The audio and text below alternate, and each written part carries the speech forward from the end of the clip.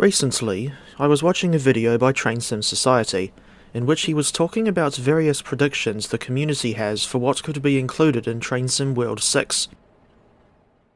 From what I gather, one of the routes that people really want to see is East Coast Main Line London to Peterborough, and I can get behind that idea, especially now that I've gone train spotting at London King's Cross, Haringey, Hornsey, New Southgate, and Hadley Wood in real life.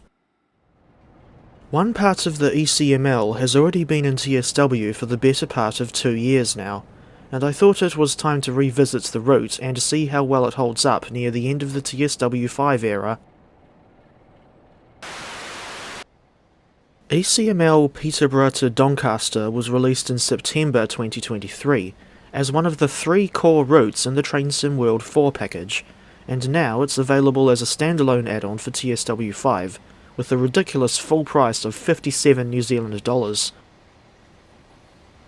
While the ECML was a highly requested route for the game, Doesn't Test Games' decision to model the Peterborough to Doncaster section went down poorly with a lot of people, myself included. This is because, while it is decently long, at 79 miles, it only has 5 stations, and there is significantly less service variation on this part of the route than what you see south of Peterborough. You need more than just long route coverage to make a good route add-on.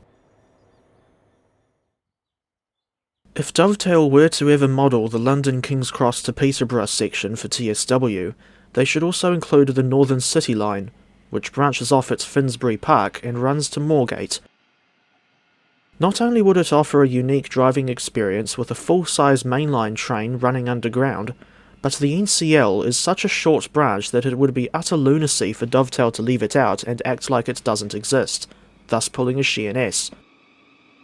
Although their seats are pretty uncomfortable, I still like the Class 717 EMUs as a whole, and would love to drive them in TSW and do a side-by-side comparison with the Class 700.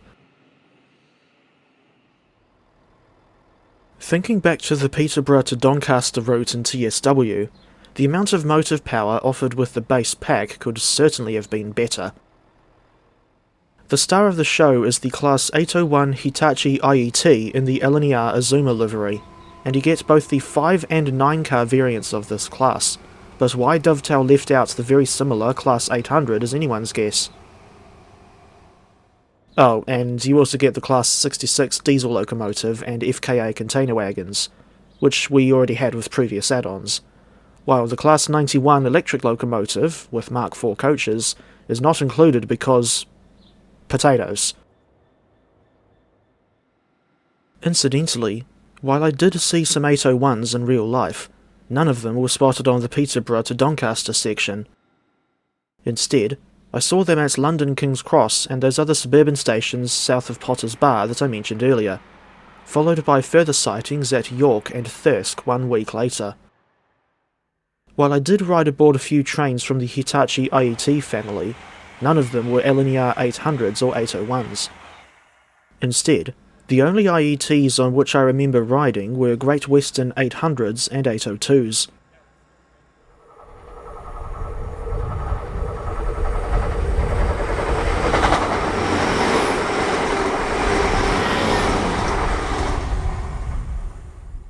Dovetail also modelled the world-famous Flying Scotsman steam locomotive as a separately sold piece of DLC.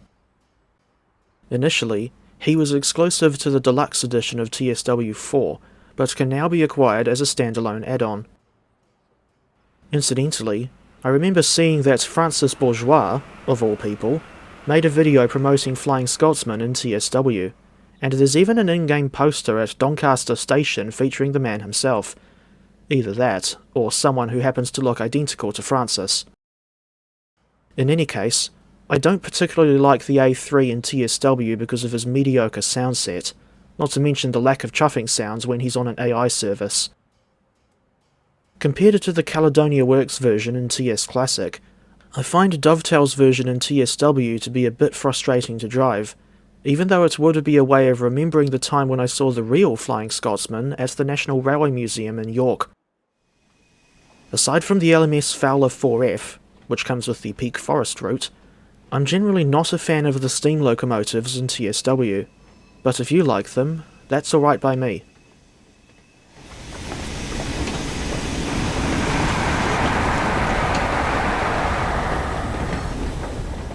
Now I don't know about you, but personally, I much prefer the A3 Pacifics as they looked in LNER Apple Green, and was never a fan of Flying Scotsman getting turned out in a boring British Railways guise. Quite frankly, I'm sick of the sheer amount of ex-BR steam locomotives that are turned out in either BR Black or BR Green these days, especially black. I'm not saying that BR liveries should be completely purged from the heritage rail scene. After all, it would be ridiculous if something from the standard range, such as this 4MT Class 460, were turned out in, say, for instance, GWR lined green, as seen on 4930 Hagley Hall. But what I'm getting at is that I think more of the locomotives built prior to 1948 should be turned out in their older liveries instead of the BR ones. At this point, and in my brutally honest opinion, the British Railways era is so overexposed that it could give Africa by Toto and You Give Love a Bad Name by Bon Jovi a run for their money. Anyway, that's enough of me ranting about the overabundance of locomotives painted in BR liveries. Let's get back to discussing ECML Peterborough to Doncaster.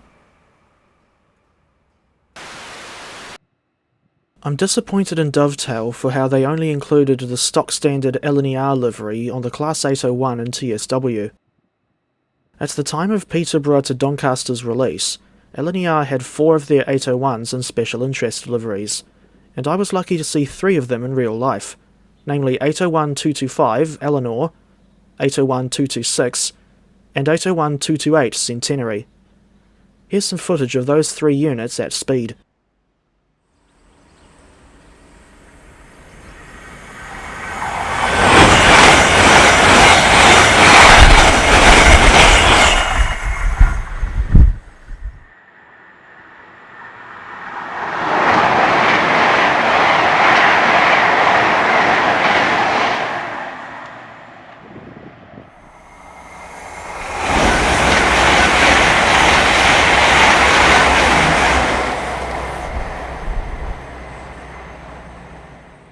I'm surprised that we haven't got a gameplay pack featuring all 6 of the special interest 801s, considering how often developers like making gameplay packs. Because why put in the effort to make something more substantial when you can just repaint or alter models of trains that we already have, maybe add a new wagon if you're lucky, and charge stupidly high prices for these packs while you're at it.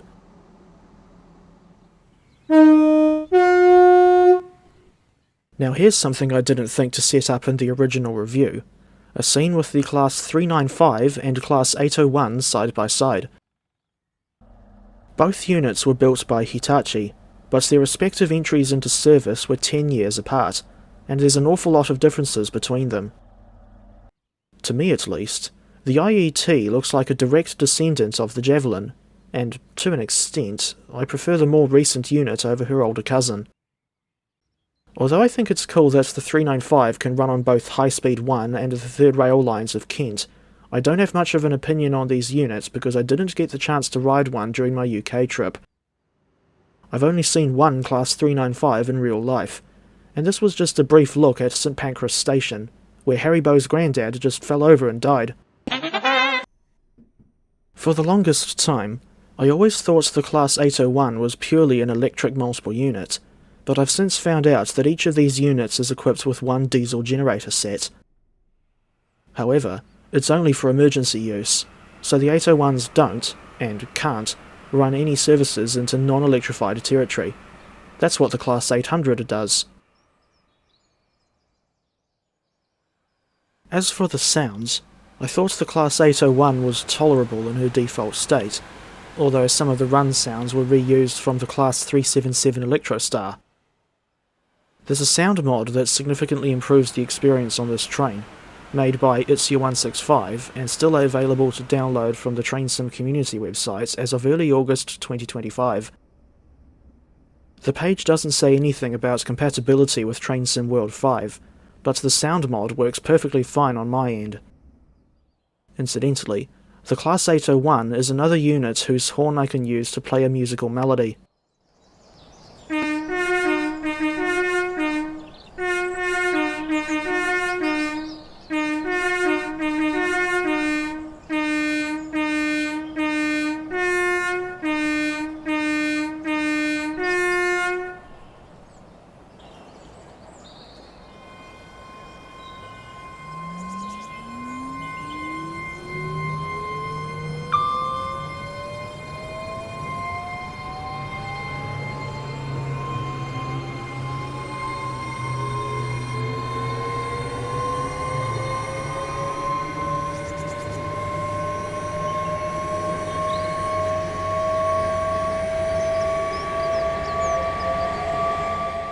The 801 was originally released with some annoying bugs still present, such as the diesel generator being clearly audible on AI trains when it wasn't supposed to be, all units showing 801234 as the unit number, and the tail lights remaining on as the inner ends of two coupled units. As far as I can tell, the diesel generator and unit number bugs have been fixed, but I saw the tail light bug again while recording footage for this remade review. It should come as no surprise that ECML is far from the only TSW route to be released with multiple bugs still present. After all, this is Dovetail Games we're talking about. Timetable mode features 154 playable services for the Class 801, that's 58 for the 5-car unit and 96 for the 9-car unit, along with 36 services for the Class 66 and 16 services for Flying Scotsman.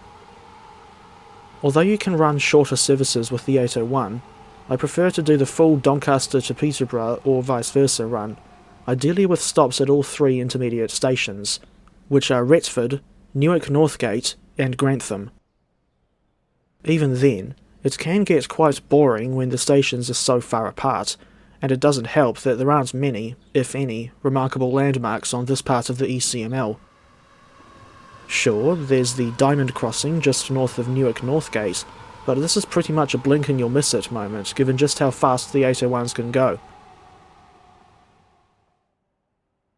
A few multiple units from other add-ons also have layers on the ECML for the full timetable, and they help to make the rail scene just that little bit more varied, although most of the services are still just the same old 801s. The trains with layers on this route are the Class 158 from the Midland Main Line, Class 323 from the Glossop Line, and the Class 700, a separately sold add-on for Southeastern High Speed. The Class 323 is used to represent the northern service that runs from Doncaster to Leeds, which is actually run by Class 331 Civity units in real life. Meanwhile, the 158s can be driven between Grantham and Peterborough, as a small part of the Norwich to Liverpool Lime Street service, and the Class 700 represents the Thameslink services that run up to Peterborough from the south. Disappointingly, the cross-country Class 170, from Rivet's recent gameplay pack, doesn't appear at Peterborough Station in timetable mode, even though it would be realistic for her to do so. It's worth mentioning that you also get a reduced timetable, which only features the Class 801, Class 66, and Flying Scotsman. Ironically, the Class 47 from the disastrous ECML Diesel Rail Tour pack by Athena Simulations doesn't have a timetable mode layer on Peterborough to Doncaster. Although the Lumo Class 803, Hull Trains Class 802 and Grand Central Class 180 were not included in this route add-on, their services are still represented in timetable mode, using LNER 801s as a stand-in. Personally, I think DTG should not have bothered including the Lumo, Hull Trains and Grand Central services in the timetable without the correct motive power for those operators. Although you can walk around the sidings at Doncaster Works, and there's plenty of static stock present with layers from Great Western Express, Northern TransPennine, and the Midland Main Line, the timetable does not feature any shunting services in the yard. It would have been fine if DTG had at least used the Class 08 from the Tees Valley line for shunting at Doncaster, even though this locomotive is incorrect for the route's time period.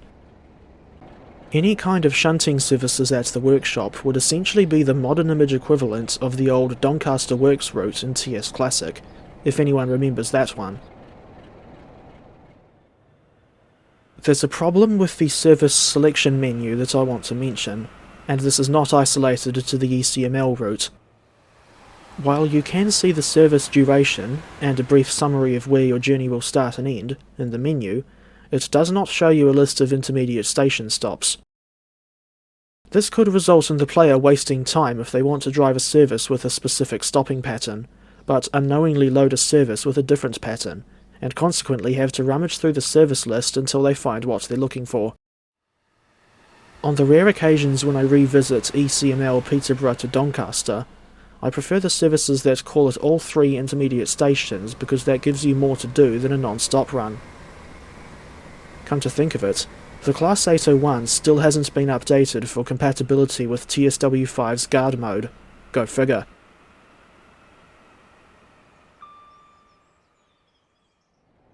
Apart from the well-detailed stations, which happen to be a highlight of the route for me, there's nothing much about the scenery that I'd consider remarkable.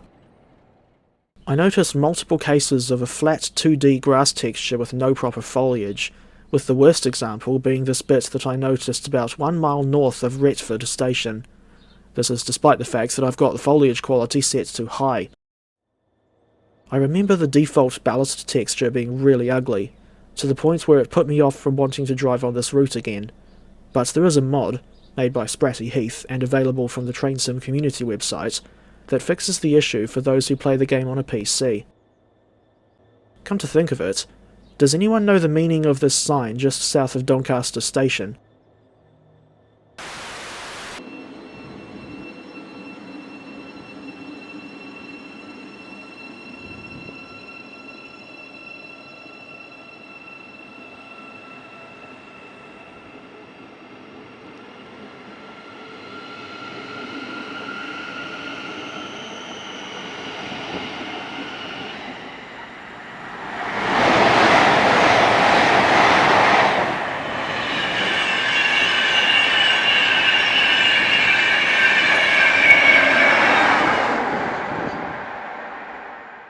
I'm still holding out hope for London King's Cross to Peterborough, plus the Northern City line, to be made as a TSW add-on, since that would provide an opportunity to run regional and local commuter services along with the fast LNER trains, and let's not forget the freight trains that you can often see on the line. As for what motive power I'd want to see included, it would have to be the Class 387-1, Class 700-1, Class 717, and Class 800 at the bare minimum. Maybe later down the line, we could also get the Lumo Class 803, LNER Class 91 with Mark IV coaches, or even a rail tour pack with the Class 55 Deltic and some accurate preservation era/mainline certified Mark I or Mark II coaches. Personally, I think the ECML Peterborough to Doncaster route add-on deserves a 5 out of 10, and I would not recommend it to other TrainSim World players because of its linearity, disappointingly small amount of included motive power, and limited service variation beyond express services with the Class 801. Not to mention the small number of stations and the long distances between them, which results in the journey feeling rather boring. But the well-detailed stations are still a point in this route's favour, and I think the Class 801 is a decent train to drive. Regardless of which section is modelled, assuming we'll ever get another section of the ECML in TSW, I think the route still has a lot of potential to be a great one. If you've stayed watching right through to the end, you win a branch of London's Metropolitan Police that's recently recruited an American actress after she promoted to some jeans. It's the Sydney Sweeney Todd.